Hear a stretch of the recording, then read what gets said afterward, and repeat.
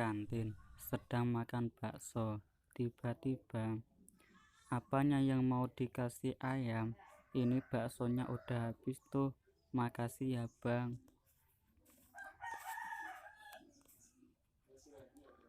Sumpah, gue kesel kalau inget ucapan si Farhan kurang otak itu tadi di kantin.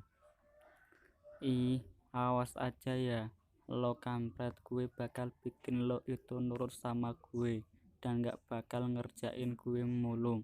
Awas aja, tunggu waktunya tiba. Gue udah greget sambil ngomel-ngomel sendiri di trotoar sambil jalan kaki sepulang sekolah hari ini. Karena abang gue kagak jemput gue, katanya ada kuliah siang, dan hari ini gue pulang agak awal karena katanya gurunya lagi rapat. Mana kagak ada angkot lewat lagi, mau naik taksi ya kagak mungkin. Uang jajan gue aja udah tinggal goceng, cuma tinggal 5.000 rupiah. Is, mana nih kok kagak ada angkot lewat sih? Tahu gini tadi gue nebeng aja sama Anis dan Kirana, bonceng bertiga. Pakai sok nolak lagi gue, dasar Fahira Oon.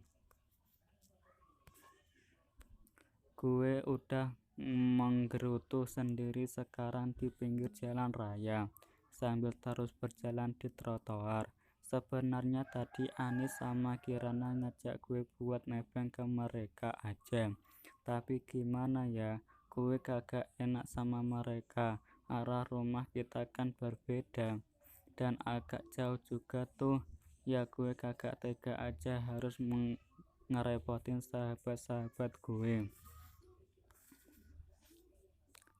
Kalau cuma bonceng bertiga mah kagak masalah buat gue, bodo amat. Orang mau bilang cabe-cabean kek, tomat-tomatan kek, terong-terongan kek, sekalian aja timun-timunan. Ih, apaan sih gue kok jadi ngelindur kayak gini?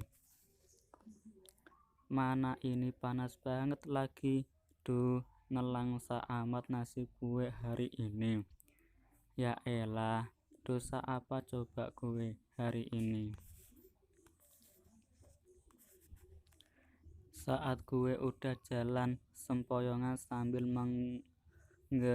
megangin tali tas gendong gue biar agak kencang, tiba-tiba sebuah mobil sport warna hitam berhenti tepat di samping gue jalan di trotoar. Tapi gue bodo amat, gue tetap jalan aja terus. Karena gue yakin tuh mobil bagus kagak mungkin lah berhenti buat ngasih gue tumpangan. Ya kali gitu ada mobil bagus yang kagak tahu asal usulnya mau ngasih gue tebengan.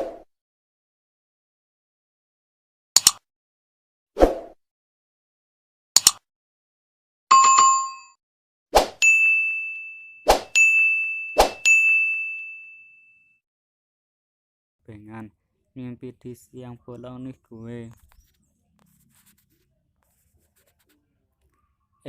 Lo, hey, panggil cowok dari dalam mobil sport hitam itu yang gue dengar sedang memanggil-manggil seseorang. Tapi bukan gue ya. Kagak usah ngarep deh gue dipanggil sama cowok tajir melintir. Dan gue masih aja terus berjalan tanpa peduli dengan keadaan di sekitar gue sekarang.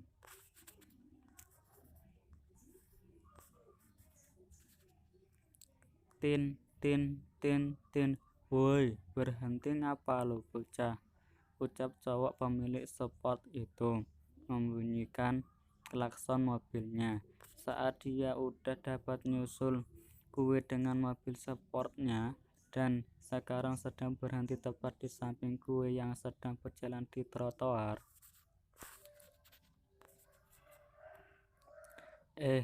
Maaf bang, manggil siapa ya? Tanya gue kebingungan saat dia udah bener-bener berhenti di samping gue. Ya kan gue bingung gitu, masa dia berhenti di dekat gue sambil memanggil-manggil orang dengan sebutan bocah. Ya kan gue penasaran, bocah yang mana yang dipanggil. Gue kan bukan bocah ya, tapi remaja umur 17 tahun yang udah memasuki kelas 11 dan bentar lagi naik kelas 12. Manggil anak monyet, ucapnya ketus, tanpa ekspresi dan songong banget sumpah. Bikin gue kesel aja dengarnya. Ditanya baik-baik juga, malah jawabannya nyolot. Ngajak gelut nih orang. Oh, anak monyet abang lepas ya? Di mana bang? Tanya gue polos, masih kagak ngerti maksudnya nih cowok. Karena gue aja ngomong kayak gini kagak noleh ke arah dia yang sedang duduk di bangku kemudinya. Gue cuma tahu warna mobilnya aja yang warna hitam.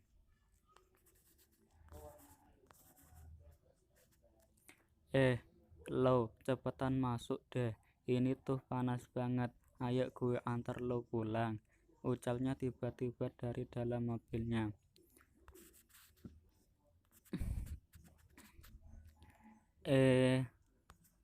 Gue terkejut gitu ya, masa dia tiba-tiba ngajakin gue pulang bareng.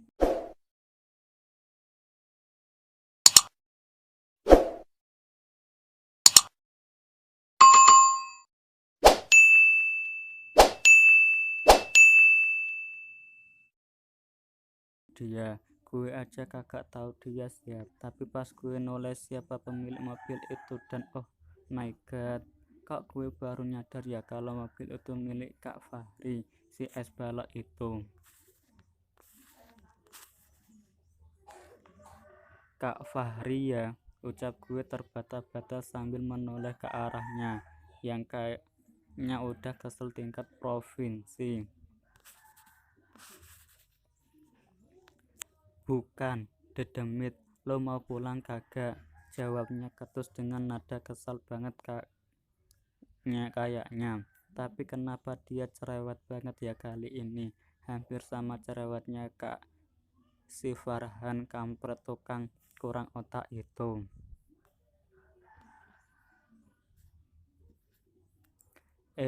Maaf kak,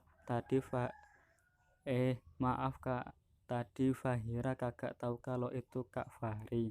Ucap gue pelan kagak nanggepin kesalahan dia yang udah tingkat akut. Ya udah, sekarang udah tahu kan kalau ini gue. Ayo cepet masuk, gue antar lo pulang. Tapi kalau lo kagak mau ya udah gak apa-apa, gue kagak maksa. Ucapnya masih dengan nada kesal banget. Duh, gue jadi bingung ikut kak ya. Kalau gue ikut bisa mati kejang-kejang gue sama sikap dia yang kayak gini. Tapi kalau gue kagak ikut, gue bisa nyampe rumah nanti sore. Ya udahlah, gue ikut aja daripada gue jalan kepanasan dan masih lama nyampenya. Kagak ngapa-ngapa deh, sekali-kali jantung gue ikut senam aerobik berdetak kencang dekat-dekat dia. Tapi bukan karena gue jatuh cinta sama nih orang ya, tapi ini gue lagi latihan jantung nih ceritanya. Kalau keseringan kayak gini gue bener-bener bisa mati kejang-kejang karena takut sama sikapnya si es balok nih. Kebanyakan mikir lo mau ikut apa kagak, gue jalan nih kalau lo kagak mau, ucapnya lagi dengan raut wajah yang udah kesal banget. Iya kak iya Fahira ikut kak, ucap gue sambil segera membuka pintu mobilnya dan nebeng sama nih es balok.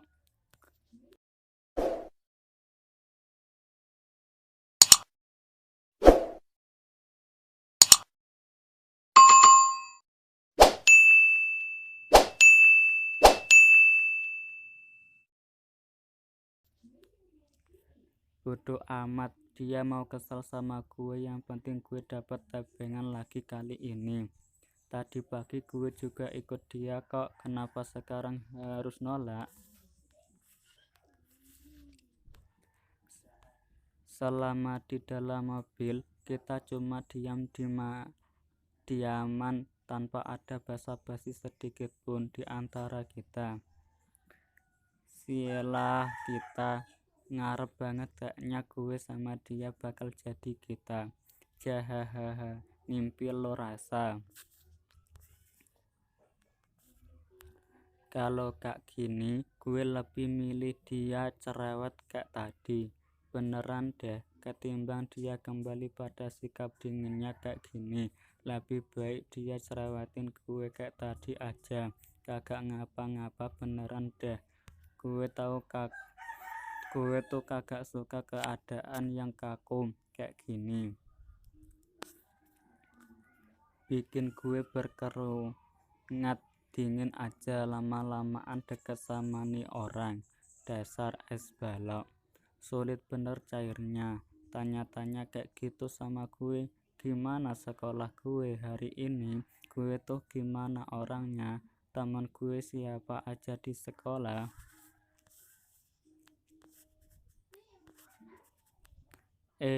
Bentar. Kok gue kayaknya ngarep banget ya dia interogasi gue. Sadar, woi Fahira, dia itu bukan siapa-siapa lo, cuma sahabat dari abang lo. Itu pun dia udah punya tunangan yang kalau kata abang gue bentar lagi mereka bakalan nikah. Mana tuh calonnya? Primadona kampus katanya. Wih, hebat juga ya nih orang, bisa naklukin cewek secantik tunangannya itu. Karena pikiran gue yang udah melayang kemana-mana, gue sampai kagak nyadar kalau gue udah nyampe di depan pagar rumah gue. Turun lo, udah nyampe nih, ucapnya yang masih kagak gue gubris karena keasikan melamun dan mikir kemana-mana. Woi bocah,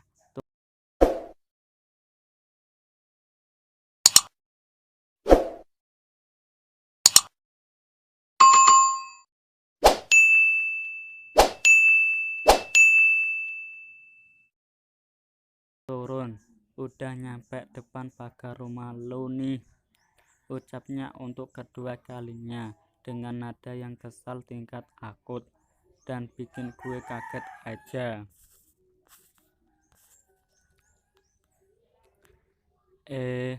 Udah nyampe ya bang, tanya gue gelagapan saat udah sadar dari lamunan gue. Sedangkan dia cuma berdaham kagak jelas.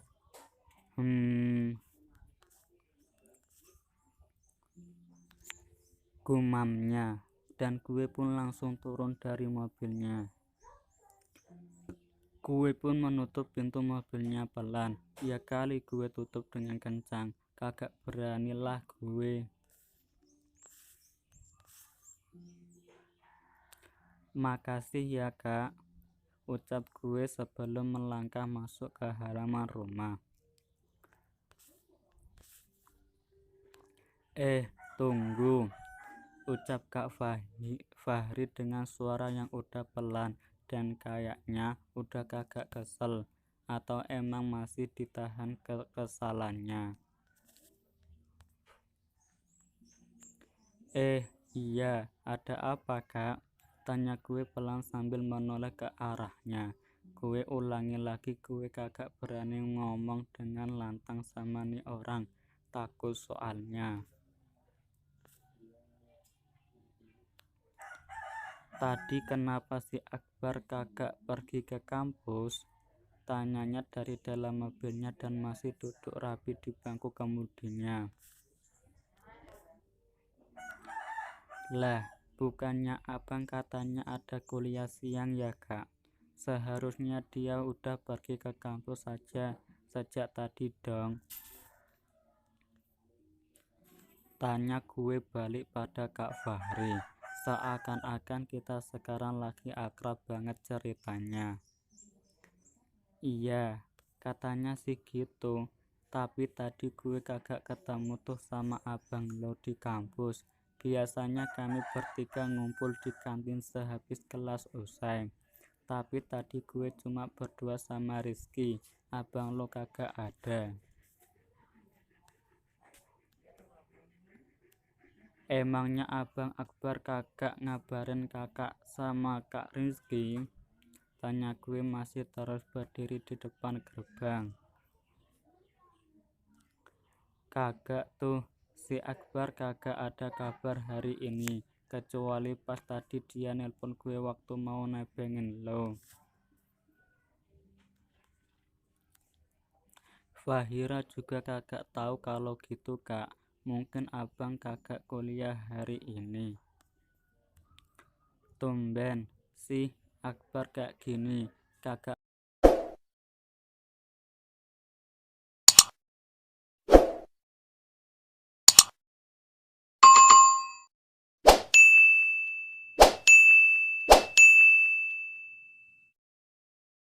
masuk kuliah tanpa ngabarin gue sama Rizky. Ya udah, ayo kak, cek aja ke dalam. Siapa tahu abang lagi sakit dadakan dan lagi ada di rumah. Ajak gue pada Kak Fahri. Bukan apa-apa ya, soalnya dia sama Kak Rizky tuh udah sahabat tersegalanya buat abang gue. Gak ada salahnya kan gue ajak dia buat mastiin keadaan abang gue. Ya udah dek, ayo gue ikut lo masuk, ucap Kak Fahri menyetujui ajakan gue.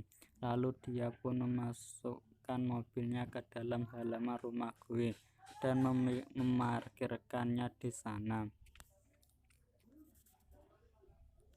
Ya udah, ayo, ajaknya ke gue setelah memarkirkan mobilnya. Ini sepeda abang lo ada di rumah. Vespa Abi sama bunda lo juga di rumah. Tumben Abi sama bunda lo kagak pergi ke toko rotinya. Tanya Kak Fahri yang gue aja kagak tahu jawabannya. Kagak tahu juga kak. Ya udahlah, yuk kita masuk. Ajak gue ke Kak Fahri sambil melangkah masuk. Kalau kayak gini kan enak ngomong sama nih orang, kagak harus takut apalagi malu dan canggung gitu. Kenapa dia kagak gini aja terus, kagak usah ngeluarin sifat aslinya yang bikin orang berkeringat dingin. Kami pun memasuki rumah gue sama-sama sambil mengucap salam. Assalamualaikum, ucap gue dan Kak Fahri bersamaan. Waalaikumsalam, ucap abang sama Abi bersamaan di sofa ruang tengah. Ada bunda juga tapi kok, lah keluarga gue kenapa? Kok bunda nangis sedih banget gitu? Bunda, kenapa? Hiks, ucap gue udah nangis dan berlari ke arah bunda yang sedang berusaha ditenangin Abi dan abang. Gue langsung peluk bunda yang udah nangis, sedangkan Kak Fahri cuma berjalan pelan ke arah kami di sofa dan salim sama ayah. Bunda, kenapa bun? Kenapa bunda nangis? Tanya gue yang udah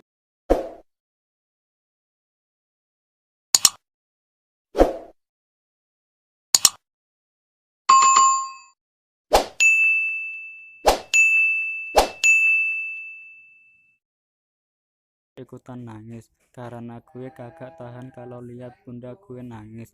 Pasti gue juga udah ikutan mewek kagak jelas. Sayang, udah, bundanya gak apa-apa sayang, ucap Abi yang udah ngelus kepala gue yang masih tertutup jilbab sekolah warna putih. Abi, Bunda kenapa? Bun, jawab. Fahira dong Bun, Bunda kenapa? Gue udah nangis kejar-kejar tanpa merasa malu dengan kehadiran Kak Fahri di sini. Sayang, toko roti kita bakal bangkrut nak. Abi sama Bunda ketipu sama pelanggan yang order 5.000 bungkus itu. Bunda, kok bisa?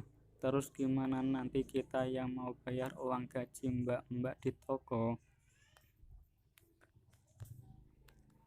Tanya gue makin mewek. Gue bukannya takut jatuh miskin atau kagak punya apa-apa. Bukan.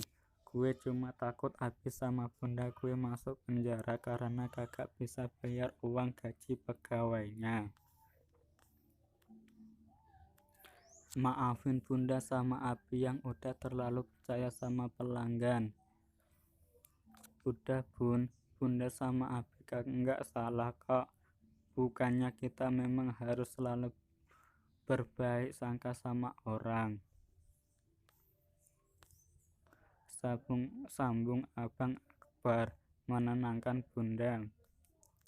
Bunda cuma takut kalian putus sekolah karena tidak bisa bayar uang sekolah kalian. Kalau Bunda sama Abimu sampai bangkrut dan kehilangan toko roti itu sayang. Jawab Bunda lagi. Enggak Bun, enggak apa-apa. Biar nanti Akbar kuliah sambil kerja, kan bisa. Iya Bun, Fahira juga bakal cari kerja sampingan. Bunda sama Abi enggak usah mikirin biaya sekolah kita.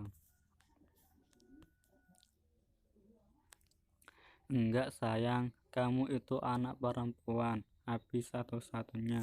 Tugas kamu sama abang kamu cuma sekolah. Urusan biaya dan segalanya itu tanggung jawab Abi. Pokoknya apapun nanti yang terjadi, Fahira sama Akbar harus tetap fokus belajar. Sambung Abi melarang kemauan kami. Tapi kan Bi, ucapku dan abang bersamaan. Gak ada tapi-tapian, kalian harus nurut sama Abi dan Bunda kalian. Jawab Abi tegas tanpa mau mendengar kalimat penolakan. Maaf Bun, Bi, boleh Fahira kasih solusi?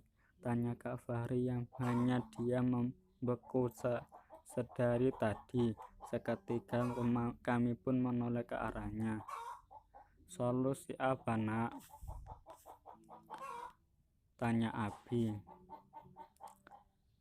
Kalau Bunda sama Abi mau, Fahira bisa minjem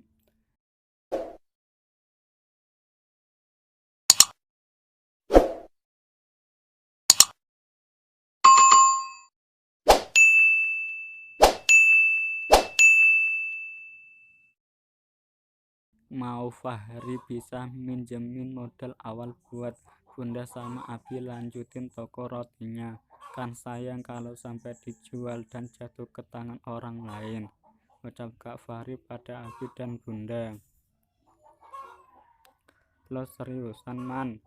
Tanya abang gue. Iya, masa gue bercanda di tengah-tengah masalah yang sedang keluarga lo hadapin man? Gimana Bunda sama Abi mau? Tanya gue sama Abi dan Bunda. Nak Fahri, beneran mau bantu Bunda sama Abi? Tanya Bunda ke Kak Fahri. Iya Bun, kalian kan sudah seperti keluarga buat Fahri. Fahri juga sering nginep dan makan di sini sama Akbar. Udah Kak, saudara. Nanti Fahri tinggal bilang sama papa dan mama. Terima kasih nak, sudah mau membantu Abi sama Bunda. Ucap Abi menyetujui saran Kak Fahri. Fahri, terima kasih kamu sudah memberikan jalan keluar buat masalah Bunda dan Abi nak. Sambung Bunda. Iya bunda, Abi, sama-sama, jawab Kak Fahri. Dia memang sudah biasa memanggil Abi dan bundaku dengan sebutan itu, karena dia sudah terbiasa di rumah ini, main bareng sama abang gue sampai lupa waktu pulang. Man, terima kasih banyak lo udah mau bantu keluarga gue. Gue sama keluarga gue berhutang budi sama lo, ucap abang gue sambil memeluk Kak Fahri hangat sebagai seorang sahabat. Biasa aja kali Bar, kita kan sahabat, jawab Kak Fahri membalas pelukan abang. Gue janji, gue bakal bantu lo kalau lo lagi ada masalah dengan cara apapun itu, sambung abang gue sambil menepuk punggung Kak Fahri.